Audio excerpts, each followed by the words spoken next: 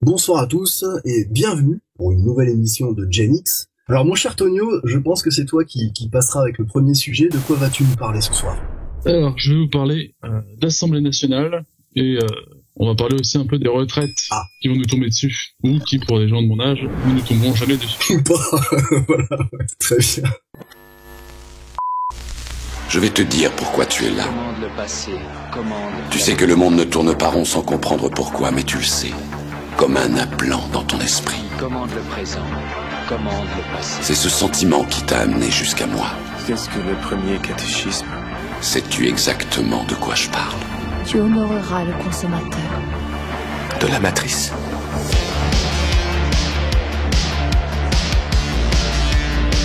Alors, on a bien pris en compte les difficultés techniques. Je voudrais juste, je m'étalerai pas sur le sujet, mais d'entrée de match, je voudrais le dire, on fait exactement de notre mieux pour que tout soit audible et que vous ayez une émission de bonne qualité. Cependant, on fait ça à distance. Donc très souvent, il y a des problèmes dus à la qualité des réseaux, etc. Alors, on est désolé de ne pas pouvoir vous proposer quelque chose qui soit encore plus qualitatif, mais croyez-moi, sur nos fonds personnels, on a mis les moyens à titre individuel. Donc non, je ne vais pas m'acheter un nouveau micro. Cela dit, pour cette émission, bien évidemment, je suis accompagné de mes chers amis Castellan et Tonio. Bonsoir colonel. Salut Tonio. Bonsoir Castellan, bonsoir colonel. Alors, n'oubliez pas les amis, on nous a dit d'arrêter de parler dans nos barbes, du coup je me suis rasé. Moi aussi. Voilà, comme ça on va essayer de pas parler dans nos barbes, puisqu'on les a plus. Alors moi ça va être compliqué, je me taille la barbe, je me la rase pas, parce que me raser la barbe chez moi c'est pas possible. J'ai pas envie de me teindre la barbe en rouge moi. Excellent, si on nous reproche de parler dans nos barbes, ce sera pas fait. Écoute, le prochain qui reproche un truc à l'émission, bah ça ira dans un petit livre et puis on réglera ça plus tard. Voilà, on va inaugurer le livre des rancunes. Exactement. Pour démarrer cette émission, j'avais envie de vous faire une petite introduction très courte cette fois-ci, qui a trait à cette fameuse phrase qui est tirée des leçons de l'histoire. Et oui, on l'entend souvent cette jolie phrase, qui à mon sens est vide de sens, car finalement l'histoire nous prouve que personne ne tire des leçons de l'histoire. Et c'est certainement dû au fait que la majorité des gens ne sont pas conscients de leur histoire. Du type au pouvoir, au plus simple citoyen, il n'y a aucune conscience de l'histoire. Et nous vous proposons, dans cette perspective, de vous livrer ce que nous pensons de tout cela tout au cours de cette émission. Il n'y a en effet aucun intérêt pour les gens au pouvoir de rendre la population consciente de son histoire. Que l'on parle du célèbre incident du golfe du Tonkin qui va déclencher la guerre du Vietnam, ou encore la critique de Bainville du traité de Versailles dans les conséquences politiques de la paix, eh bien, la fameuse phrase « L'histoire ne repasse pas les plats », elle est très percutante, mais elle ne veut rien dire et c'est une belle bêtise. Voilà. Ceci étant dit, je vais laisser la parole à mon cher ami Tonio. Oui, pour commencer donc cette petite chronique, j'ai effectivement un point historique à aborder. Déjà, l'Assemblée nationale, on connaît sa naissance, 1789, cette sacrée année où les irréductibles bourgeois se mettent les idées en tête, et notamment celle de faire une Assemblée nationale constituante avec 1145 députés qui sont déjà élus. C'est un quel miracle. Et ces gens-là qui se rassemblent à Versailles portent déjà des discours et des débats qui sont déchaînés. Puis ce sera pareil pour la Convention, ce sera pareil sous la Troisième République, ce sera pareil encore aujourd'hui. Et on en voit quelques bribes qui sont pourtant assez calmes. Depuis le début, depuis 1789, on a des rapports qui relatent de tous les discours, de tous les débats qui ont été faits.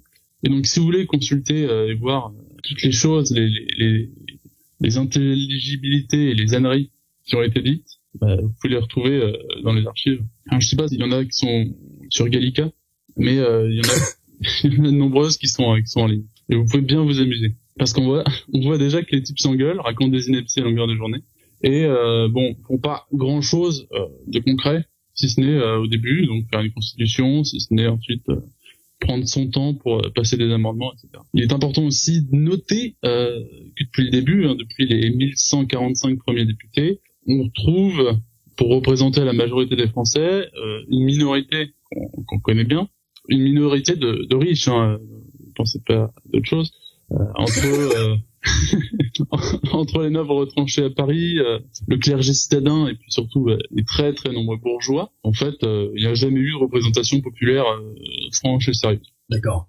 Je vais pas trop m'attarder sur l'histoire quand même, parce que ce n'est pas le cœur du sujet. Ouais. Mais bon, pendant la Troisième République, on a encore de sacrées choses. Hein. On peut débattre au milieu des bombes, on peut faire des fiches, on peut boire son vin dans des pots. On a beaucoup de pots. Et donc, bon, vous l'avez compris, hein, l'Assemblée nationale a toujours été médiocre, tant par son principe que son application. Et c'est donc à partir de ce moment-là qu'on peut rebondir sur l'actualité, puisque, comme vous avez pu l'entendre, hein, ces derniers jours à l'Assemblée sont un peu agités. On dit qu'ils sont un peu agités.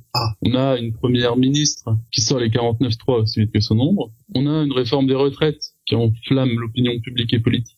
Et puis, je pense pas vous apprendre grand-chose si je vous parle des 17 000 amendements proposés par la NUPES, qui sont là officiellement pour faire obstruction. C'est quand même fou. D'accord. C'est-à-dire que l'inflation, c'est pas que pour les pauvres, même à l'Assemblée, quoi. 17 000, c'est vrai, 17 000? Je crois que 17 000, oui. À la base, il y en avait 18 000 de la NUPES, il y en a 1000 qui ont été enlevés parce que faut pas pousser non plus. Ils aiment pas les chiffres pairs, c'est ça? Ça coûtait trop cher en encre. Alors, en gros, pour vous rendre compte, 17 000, c'est le nombre d'amendements de l'année 2013, par exemple. Ouais, mais, enfin, attends, je veux pas t'interrompre, continuons. Tu nous dis après quand on peut intervenir. Ah, mais vous pouvez intervenir. C'est la question que j'ai, parce que bon, j'ai pas trop suivi, hein, ce truc-là, ça me fatigue. Je pense que ta description de l'Assemblée, du corpus, tout ça, là, électoral, machin, j'en peux plus, là. Mais du coup, en faisant 17 000, ils espèrent faire péter la loi retraite, c'est ça? Oui. Sauf que en République, dans leur République, là, tu peux faire ce que tu veux, en dernier recours, ils feront passer ce qu'ils veulent, de toute manière. Bah, en fait, j'allais y venir, hein. Puisque, d'accord. par un petit tour de démocratie. Et hop, un petit tour de démocratie. Ces derniers amendements seront très probablement mis à bas, non pas par le 49.3, hein, parce que Madame Borde nous a promis qu'elle ne le ferait pas, mais par une autre ligne qu'on peut lire, le 47.1, qui délimite une date butoir après le dépôt d'un amendement. En gros, ça veut dire que vous avez 50 jours après le dépôt de vos amendements pour les faire voter. Et au-delà de ce délai, le gouvernement fait ce qu'il veut. C'est-à-dire, il peut ordonner les amendements ou pas. Oui, puis ça passe au Sénat, et puis voilà, terminé. Non, d'abord, en fait, normalement, ça passe Assemblée, ça passe Sénat, et si au bout de 50 jours, la question est pas réglée, le gouvernement fait ce qu'il veut de ces amendements. Et donc, en fait, ce qui va se passer, c'est que 50 jours après les dépôts, je sais plus la date exacte quand ils ont été déposés, mais dans 50 jours, il y aura plus d'amendements. Très probablement. Après, on n'est jamais sûr de ce que font nos ministres. Hein. Mais c'est très sarcastique ta façon de voir les choses. Ça voudrait dire que la démocratie, ça n'existe pas. Quoi? J'ai mal entendu. Non, mais je sens bien que vous essayez de me dire quelque chose. C'est pas noté dans le contrat, ça. Alors, donc en fait, on voit la LFI s'agiter parce que ils veulent prendre leur rôle de parti d'opposition, mais en fait, ils s'opposent à rien du tout. Oui, et surtout qu'en fait, ils sacrifient leur voix en fait, juste pour faire perdre du temps, pour faire obstruction, comme l'a dit l'autre. De toute façon, vous verrez son magnifique témoignage probablement dans les jours qui suivent avec les cours du cercle Richelieu, les Génix en minuscule. Ah oui, c'est vrai. Non, mais c'est vraiment, c'est assez ridicule quand même. Et c'est clair. Et donc avec ça, on a le droit aussi à des cris, à des abois, même à des chants. On a une chorale LFI qui est assez terrible. On est là, même si Macron ne veut pas, nous on est là. C'est assez difficile. C'est sûr qu'entre ça et la Scola Sainte-Cécile. Je t'interromps à nouveau parce que j'ai quand même, je veux bien qu'on soit sarcastique. Moi, ça me va tout à fait. Cela dit, quels seraient réellement les moyens? Est-ce que dans le cadre législatif, dans la mécanique là de la République, est-ce qu'ils auraient réellement un moyen de s'opposer à cette loi qui est proposée de toute façon par la majorité présidentielle? Alors déjà le camp présidentiel n'est pas majoritaire, plus majoritaire depuis les nouvelles élections législatives. Ouais. Et en fait, si toute la gauche, la NUPES s'alliait avec la droite, elle pourrait éventuellement avoir une majorité et s'opposer concrètement à la loi et faire des amendements qui soient sérieux. Ouais. Le problème, c'est que d'un côté, la gauche veut pas s'allier à la droite et la droite a du mal à s'allier avec la gauche. Et donc, ça marche pas en fait. Les gens se mettent pas d'accord. Puis d'un autre côté, on peut se douter en fait que ces gens-là jouent un jeu parce que ils ont à peu près les mêmes idées sur les retraites, mais en fait, ils font rien de sérieux pour les annuler.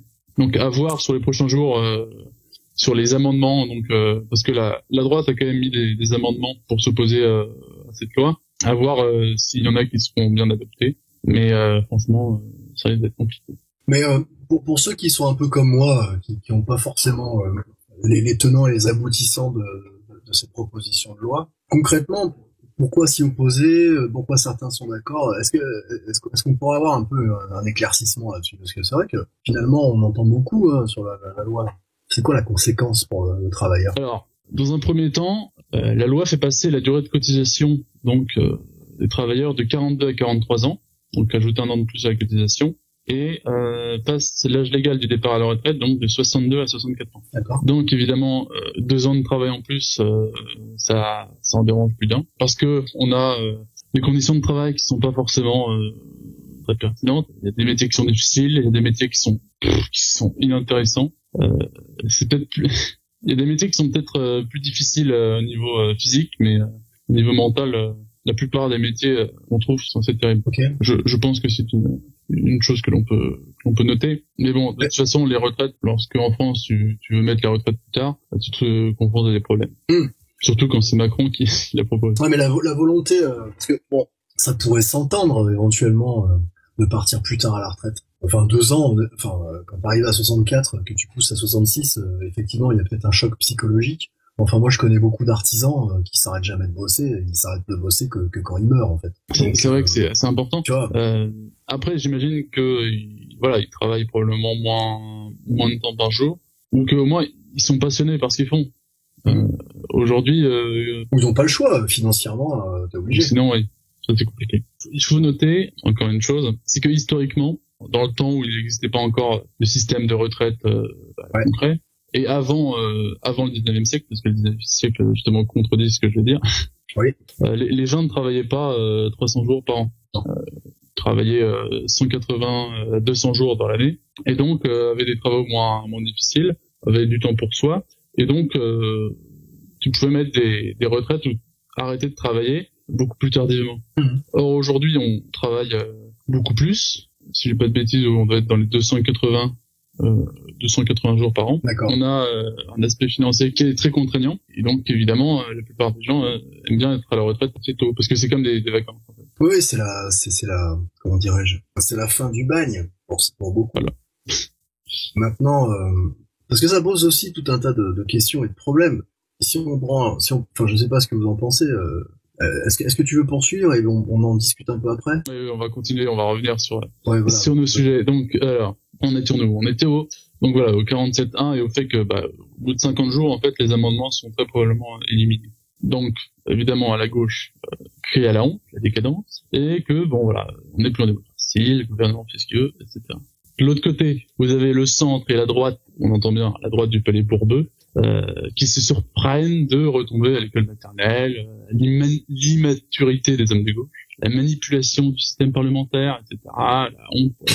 Ils parlent de honte pour l'Assemblée. Franchement, je dirais plutôt qu'elle est ce qu'elle a toujours été. Et ceux qui se plaignent des autres, c'est-à-dire en fait tout le monde, tous les députés, ne font que montrer, je pense, leur frustration de ne pas avoir tout le pouvoir. C'est-à-dire que la gauche fait le bazar, la droite, c'est la droite, et le centre en profite pour tirer le meilleur parti, citer les textes de loi qui les arrangent et faire du système macroniste un système qui a le pouvoir, concrètement.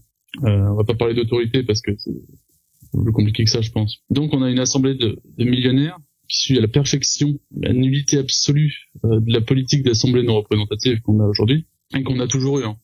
C'est pour ça que j'ai fait le petit point historique, c'est que c'est comme ça depuis 1789.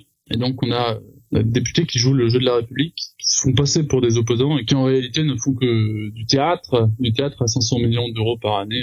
C'est ce que nous coûte l'Assemblée nationale par an. Ouais. Sacré budget pour une pièce de théâtre. Ça coûte cher, oui. Puis surtout 500 millions d'euros en plus pour les retraites, tu vois déjà que ça aiderait beaucoup. Ouais, clairement. Dis-moi Castellan, qu'est-ce que tu penses de de ça? En fait, plusieurs choses. Déjà, pour ce qui est des députés, comme tu l'as dit, en fait, ils sont ce qu'ils sont, et il y a quand même un peu cette nostalgie des certains grands ténors de l'Assemblée, comme Pur Lettre, Pasqua ou Séguin, ou même Gaston Defferre, hein, dont on se souvient que sur un débat à l'Assemblée, il a été le dernier duelliste de France. Ayant déjoué la police et presque toute la presse, adversaires, juges et témoins se sont retrouvés sous les ombrages d'une résidence privée de Neuilly. Arbitre, M. de Lipovski. Offensé, M. René Ribière, député 5e République du Val d'Oise. Insulté à l'Assemblée lors d'une discussion véhémente, il demandait réparation par les armes et avait choisi l'épée pour laver son honneur.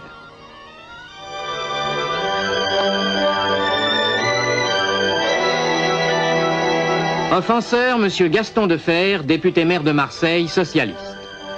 Les témoins des deux adversaires s'étaient mis d'accord sur un duel au premier sang.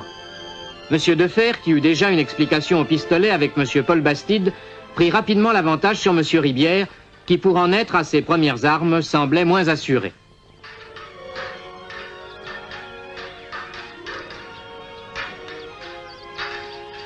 Liant le fer, marchant, poussant sa botte, enfin, M. Defferre touchait son adversaire à l'avant-bras. Le premier sang venait d'être versé. M. Ribière pourtant exigeait de reprendre le combat, non pas à mort, car il pensait se marier le lendemain même, et risquer sa vie pour une insulte lancée au cours d'un débat politique n'est guère de notre temps.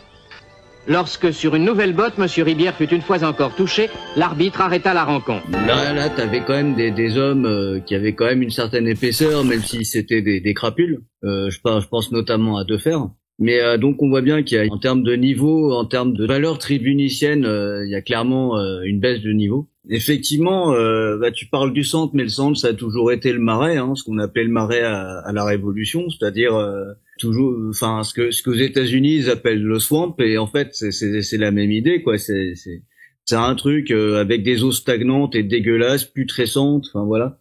Sachant que cette réforme des retraites, c'est quand même une réforme qui ne vient pas de la cuisine de Jupiter, hein, c'est une réforme européenne qui nous est imposée. Je suis assez d'accord avec ce que t'as le petit retour historique sur le temps de travail en fait sous l'ancien régime, puisque effectivement non seulement les gens travaillaient moins, ils avaient plus de temps de fériés par année. Parce qu'il y avait toutes les fêtes religieuses, sans parler du fait qu'en hiver ils travaillaient moins, puisqu'à l'époque ils n'avaient pas forcément d'électricité, donc en été ils travaillaient plus, en hiver ils travaillaient moins, ça faisait un équilibre sur l'année. Et puis surtout ça va avec les moissons, les cycles agricoles.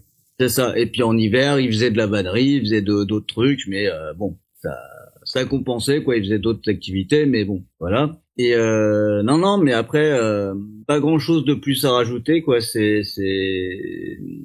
il y a vraiment toute une réflexion à avoir aussi sur la représentation syndicale, etc. Mais bon, c'est encore on va dire un autre sujet quoi. Alors chers amis, chers auditeurs, c'est le moment pour moi de vous rappeler de cliquer sur le pouce en l'air, hein, si vous avez aimé cette émission. N'oubliez pas de commenter, de partager. Si vous n'êtes pas encore abonné, c'est le moment, hein, vous connaissez l'exercice. Cliquez sur la cloche pour bien être averti à chaque fois qu'on sort une nouvelle vidéo.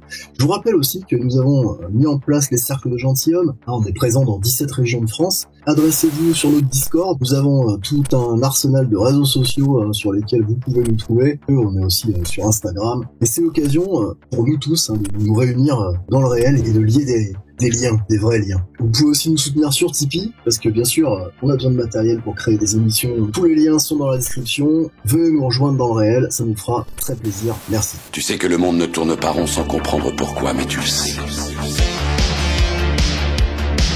Ce qui transparaît de toute cette affaire, c'est comment dire, la fatuité en fait de tout ce système. C'est-à-dire que finalement, ces gens-là, je sais pas moi, t'es écrivain, tu fais carrière en vendant tes livres, ces gens-là en fait ont plutôt intérêt à se maintenir dans les arcanes du pouvoir entre guillemets pour pouvoir assurer leur salaire. Et ça c'est un problème.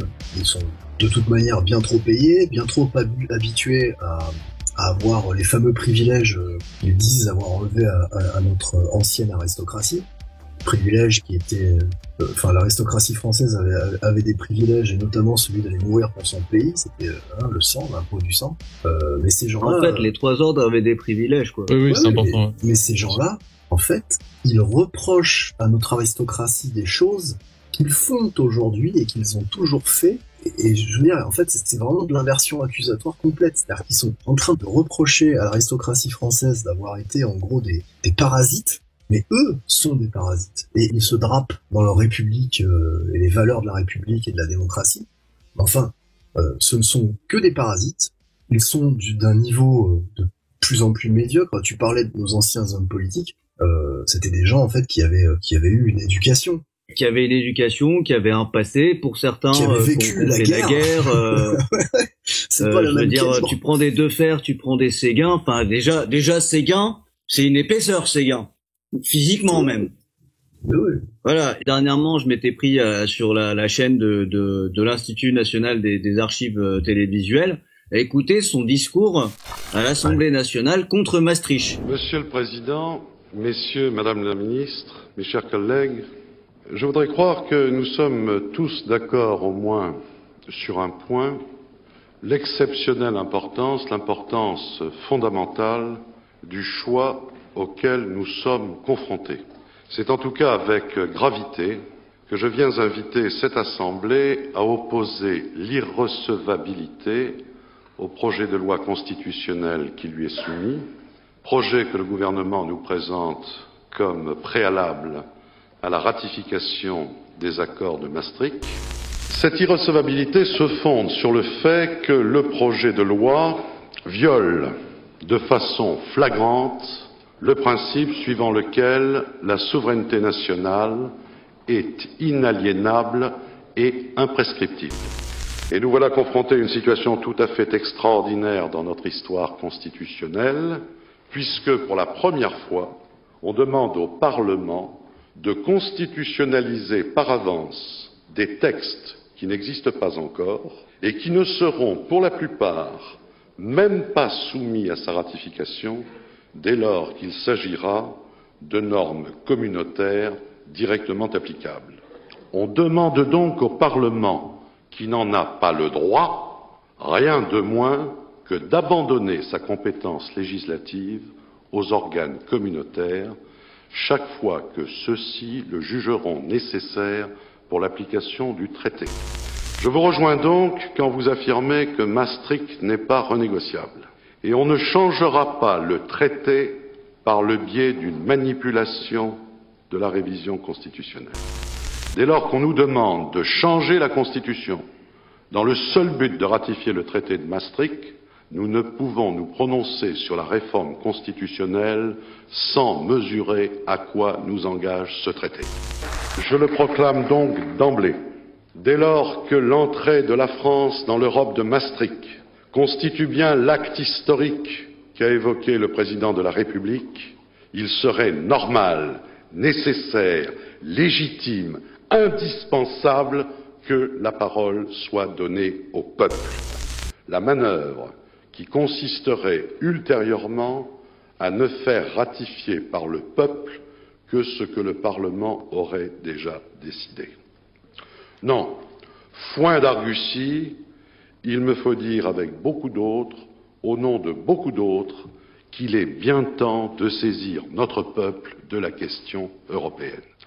Car voilà maintenant 35 ans que le traité de Rome a été signé et que d'acte unique en règlement, de règlement en directive, de directive en jurisprudence, la construction européenne se fait sans les peuples, qu'elle se fait en catimini, qu'elle se fait dans le secret des cabinets, dans la pénombre des commissions, dans le clair-obscur des cours de justice.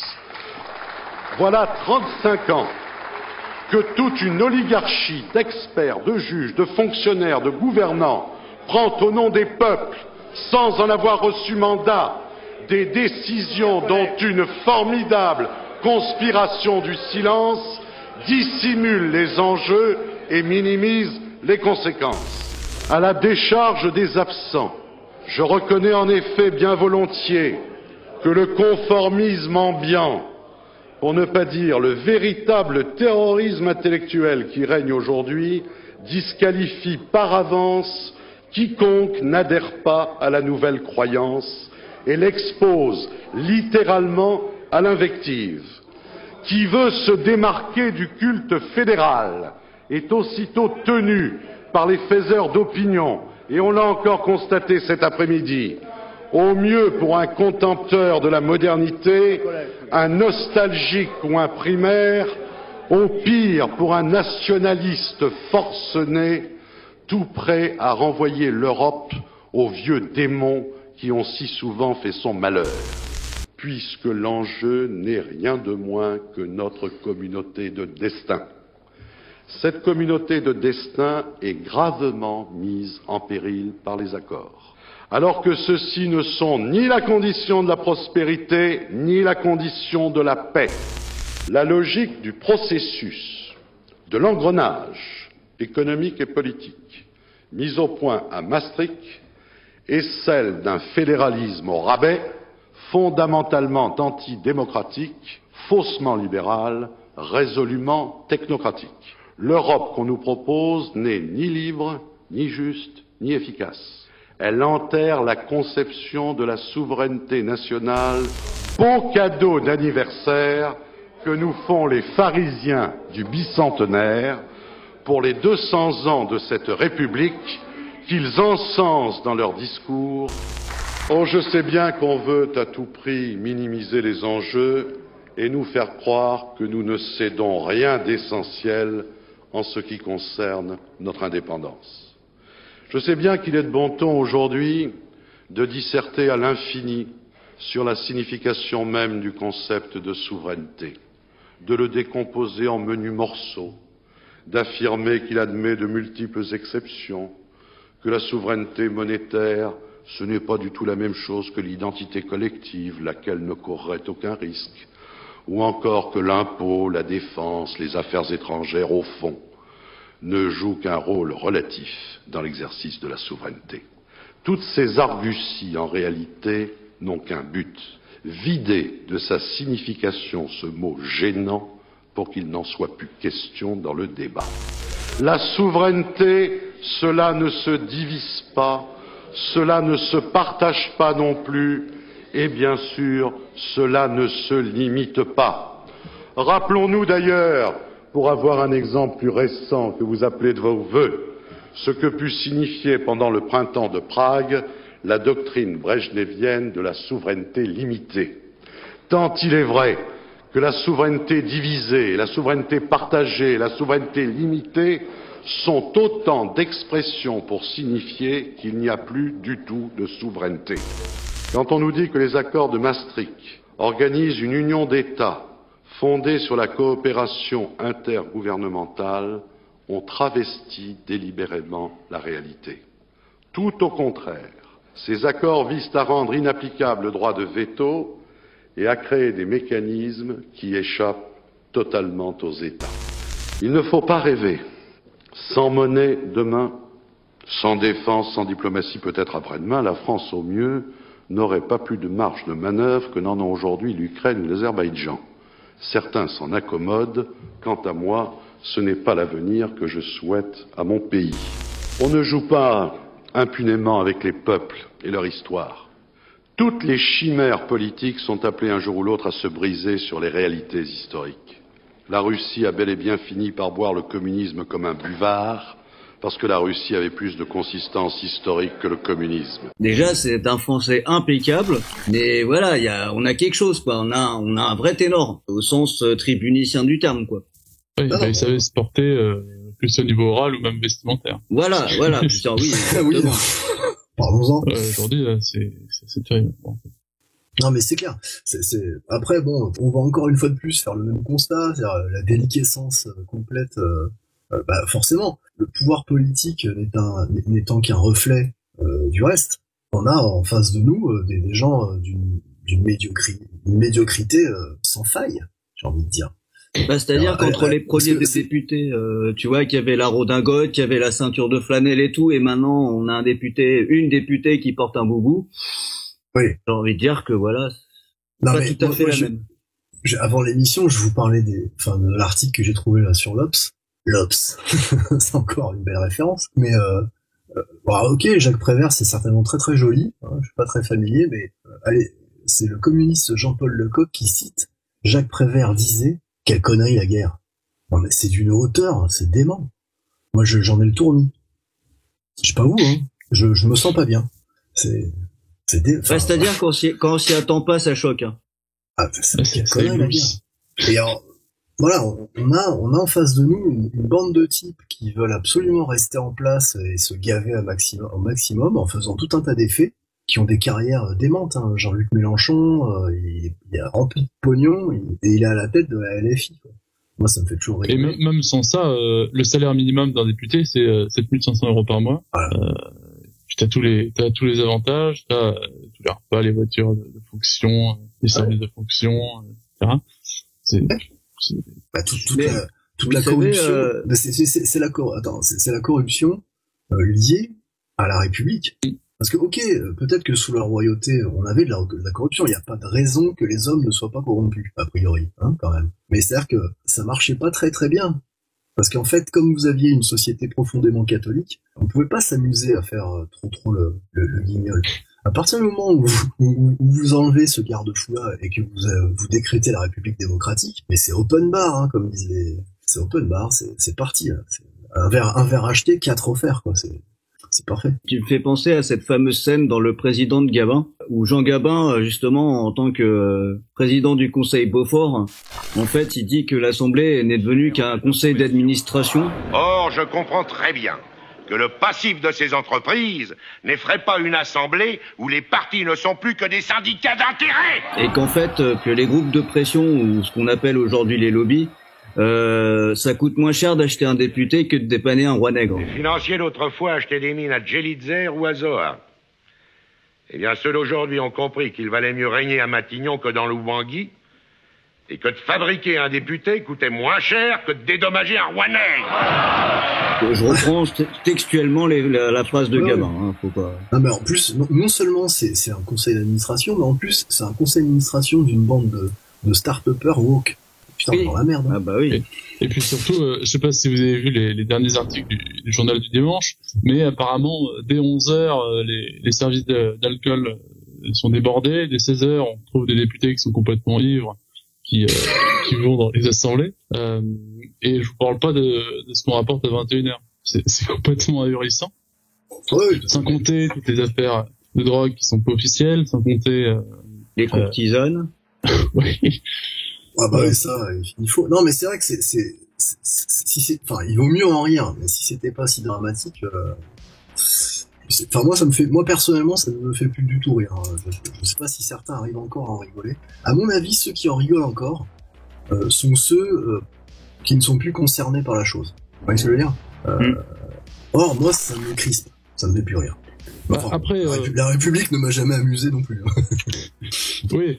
Non, c'est vrai, mais il faut aussi dire que avec ou sans eux, en fait, on a l'impression que le résultat serait quand même identique. Ah bah, aujourd'hui, il y a des députés, il me semble qu'il y avait 70 députés En Marche qui n'étaient pas venus dans l'Assemblée pendant 1 an et demi, voilà. Qui quand même touché leur salaire, hein, évidemment, ils ont le droit. Donc, quand on voit un absentéisme aussi important pour un métier qui est censé être aussi important et qui est aussi rémunéré comme ça, bon bah tu vois que qu'il soit là ou pas, ça change pas grand chose. Ah oui. Surtout que bon, il y a pas beaucoup de lois qui passent qui sont très pertinentes. Quoique, quand même à noter, c'est quelque chose d'assez spécial. Récemment, même très récemment, il me semble que l'Assemblée a voté le contrôle des réseaux sociaux aux jeunes de moins de 15 ans.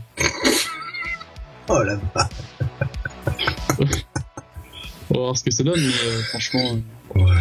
Ça part d'un principe intéressant. Mais... Effectivement, on est en train d'enfoncer les portes ouvertes. C'est-à-dire que si nous, on est royalistes, c'est qu'on a bien identifié depuis un certain temps que tout cela n'est qu'une farce. Maintenant, nous, en fait, on n'a pas un impact énorme sur la société. Je pense que il y a pas mal de gens du quotidien qui sont pas forcément comme nous, le nez braqué sur les infos, etc., qui ne sont pas contents.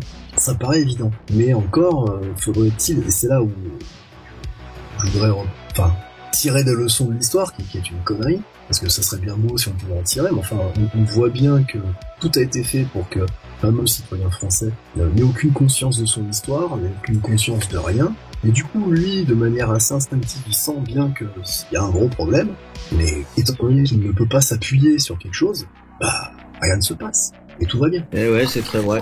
Ah, c'est pas faux. Votre silence en dit long, les gars.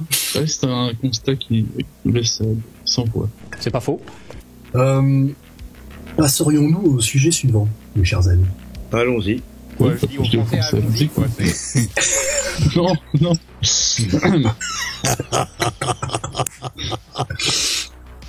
T'étais obligé de la faire. Hein. T'étais obligé de la faire. Hein. Bon, bah, bêtisier, allez. Allez, bon, bah, au revoir, Radio, et puis, jamais. Tu veux conclure ton propre sujet, mon cher Tonio, ou tout est... Bon, en fait, on a conclu et on a dit ce qu'il y avait à dire. Il n'y a pas à aller chercher très loin. Franchement, on n'est pas dans un système qui nous veut du bien et qui est fait pour être réellement démocratique, simplement. Ouais. Et puis ça n'a jamais été le cas. Et ce sera probablement jamais. Puis la démocratie, ça reste quand même de la merde.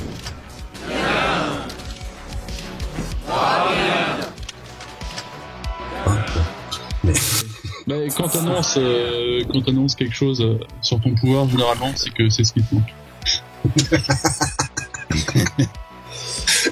Oh, elle est bonne celle-là. Je la garde. Eh bien, on va se quitter là-dessus, colonel. Au revoir. Au revoir. Alors, nous avons fait des efforts incommensurables pour ne pas parler dans nos barbes. J'espère que tout cela a été tout à fait audible et compréhensible par tous les auditeurs que vous êtes. Nous vous remercions du fond du cœur de nous avoir suivis. Nous vous demandons gentiment de partager un petit peu partout tout ce qu'on raconte. Ce sont des réflexions et elles ont le mérite d'être là. Je vous remercie de nous avoir suivis. Je vous donne rendez-vous la semaine prochaine pour l'intervention de Castellan sur la guerre en Ukraine, le retour.